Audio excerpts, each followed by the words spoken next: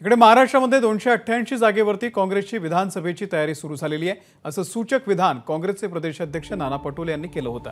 त्यांच्या या विधानावरती आज ठाकरे गटाचे नेते भास्कर जाधव यांनी काय प्रतिक्रिया दिली आपण पाहूया। महाराष्ट्रामध्ये आम्ही सगळीकडे चालू केलेलं आहे। मी इथला आमदार आहे, स्वाभाविक आहे इथं मला यावं लागतं आणि इथल्या लोकांचे प्रश्न समजून घ्यावे लागतात, प्रश्न सोडवावं लागतात। पण महाराष्ट्रामध्ये 288 जागेवर काँग्रेसची विधानसभेची तयारी सुरू झाली आहे। मला असं वाटतं की नाना पटोले काय बोलतात यापेक्षा त्यांची हायकमांड काय बोलते, वरिष्ठ काय बोलतात याला जास्त महत्त्व आहे। काल तिघांच्या प्रेसमध्ये काँग्रेसच्या वतीनं, राष्ट्रवादी काँग्रेस पक्ष शरदचंद्र गट यांच्या वतीनं आणि माझा पक्ष उद्धव बाळासाहेब ठाकरे शिवसेना यांच्या वतीनं महाविकास आघाडीतर्फेच निवडणूक लढवायची ही जाहीर केलेली आहे। त्यामुळे ते अधिक महत्त्वाचं आहे। एबीपी माझा, उघडा डोळे बघा नीट।